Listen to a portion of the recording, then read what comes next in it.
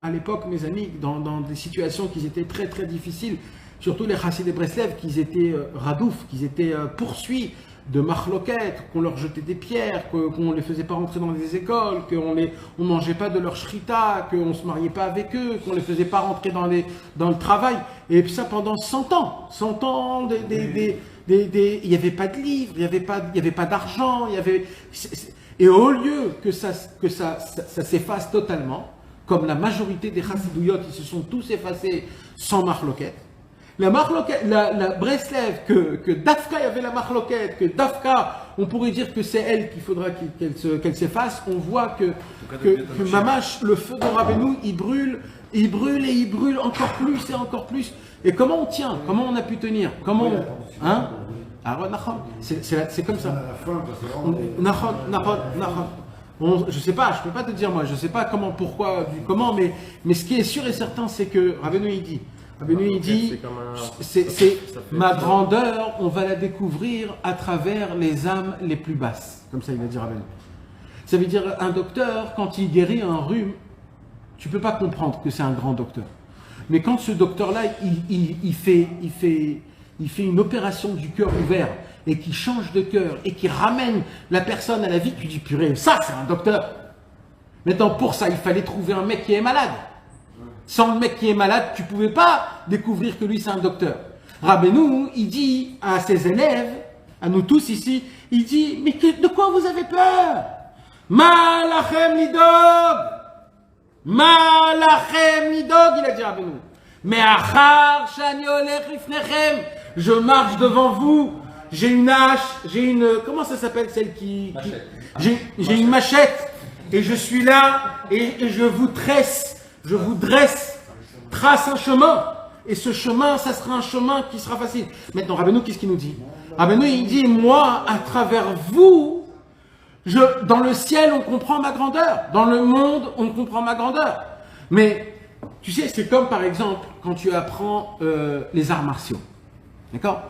Le maître des arts martiaux, quand il veut apprendre une nouvelle prise à ses élèves, alors il a besoin d'un cobaye. C'est pas le mot, c'est pas un cobaye. Le mot, c'est un.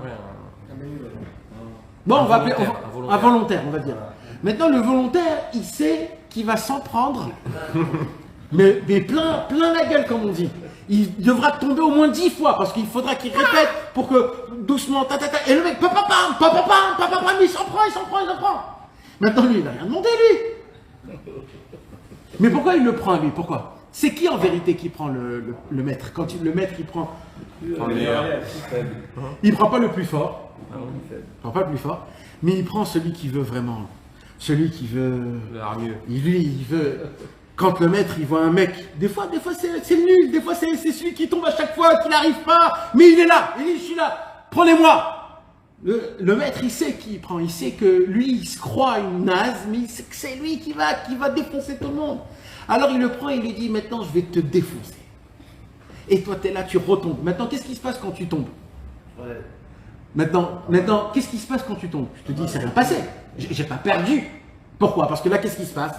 C'est un exemple. Quand on tombe, vous croyez que vous tombez? Ma putain! C'est un exemple que Rabbeinu il prend sur vous pour tout l'homme Israël et pour tous les tzadikim en haut dans le ciel. Il fait montrer chez tous les tzadikim en haut. Parce qu'il y a beaucoup de tzadikim en haut qui ne comprennent pas. Mais c'est qui cela, ces Breslev? Comment ils osent de faire des travails que les autres ne peuvent pas faire de travail? Tikkun Klali, Tikkun Chatzra, Tikkun des doutes. On tombe dans les fautes même, on appelle Hachem. Mais les tzadikim, ils disent en haut, mais comment t'as dévoilé des choses comme ça? Des petits rikiki, des petits nazes de Belleville. Tu leur as dévoilé le Tikkun Klali, le Sipurim Asiot, mais comment? Mes amis, Rabbi Avraham Yoshua Me'apta, le Apterouv, le Baal Haoev Israël Mapta, celui qui est enterré juste à côté du Baal Shem Tov, quand Rabbi Nathan, il a voyagé chez le Rav de Apta, il a vu le Sipurim Asiot, le Rav de Apta, il a dit, mais t'es sûr que tu peux imprimer ce livre-là? Tu peux pas imprimer un livre pareil. Tu sais ce qui est écrit dans ce livre, des choses que... Et bien, Maître Rabbi Nathan, mes amis, il n'a pas imprimé le Sipurim Asiot jusqu'à qu'il est mort. Il a attendu que le Rav de Hapta il meure et qu'après il a imprimé le Sipurim Asiot tellement il avait peur de ça. Pourquoi, mes amis? Parce que vous croyez que Rabbeinu c'est une révolution dans ce bas monde? Rabbeinu c'est une révolution 1 milliard de fois plus dans le monde en haut.